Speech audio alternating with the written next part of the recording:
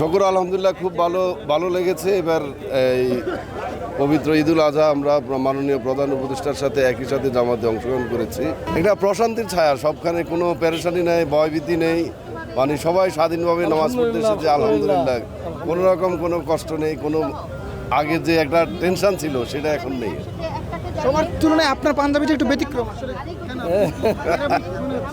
Arabic না, আসলে পাঞ্জাবি তো পাঞ্জাবি, এক একজন এক এক রকম। সময় একটু ব্যতিক্রম, সবসময় একটু ব্যতিক্রম। দেশবাসীর জন্য দোয়া করেছি, দেশবাসী সবাই এই যে পরিবেশ, এই পরিবেশ যেন সবসময় থাকে, কোনো রকম হানাহানি, হিংসা, চাঁদাবাজি এসব যেন না থাকে। আমরা সবাই বন্ধু একসাথে এসেছি। রমনাউর সঙ্গের সদস্য। জি, আসসালামু আলাইকুম, সবাইকে ঈদ মোবারক। আমি মোহাম্মদ দেলোয়ার হাসান, আমি পুরানা পল্টন লাইনে থাকি। জাতীয় ঈদগাহে এসেছি ঈদের প্রধান জামাতে শরীক হওয়ার জন্য।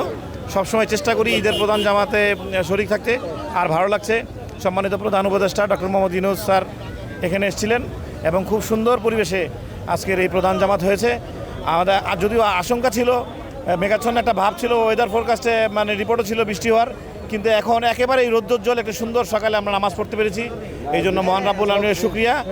আর আলহামদুলিল্লাহ খুব শান্ত পরিবেশে আমাদের এই সব কিছু চলছে, খুবই ভালো লাগছে। আশা করি আমরা নির্বাচন পর্যন্ত সবাই শান্ত থেকে আমরা নির্বাচনকে সুন্দরভাবে এগিয়ে নিয়ে যাব। আমি পবিত্র ঈদুল আজহার শুভেচ্ছা জানাচ্ছি, ঈদ মোবারক। সে সাথে জানাতে চাই আমরা যে স্পিড নিয়ে নতুন দেশের নতুন স্বপ্ন দেখেছি, সেই বৈষম্যহীন নতুন বাংলাদেশ আগামী নির্বাচনের মাধ্যমে পাব। একটি সুন্দর সংস্কারের মাধ্যমে নতুন বাংলাদেশের উন্মেষ ঘটবে আগামী নির্বাচনে, এই আশাবাদ ব্যক্ত করছি। আশা করছি আগামী নির্বাচন সুন্দর সুষ্ঠুভাবে এবং চমৎকারভাবে অনুষ্ঠিত হবে। প্রফেসর ডক্টর ইউনূস স্যার বিশ্ববরেণ্য একজন ব্যক্তিত্ব, আমরা তার সম্মানার্থে আগামী নির্বাচনকে আমরা অর্থবহ করে তুলব।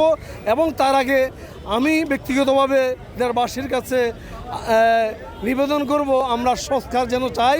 আমাদের প্রধান দাবি দেশের সামগ্রিক সংস্কার, আমরা যেন পুরনো দেশে আবার ফেরত না যাই। নির্বাচনের পূর্বেই আমরা সংস্কার চাই, নির্বাচনের পূর্বেই যেন দেশের সামগ্রিক সংস্কারের মাধ্যমে একটি সুন্দর সরকার আসে, সেই প্রত্যাশা করছি। ঈদ মোবারক।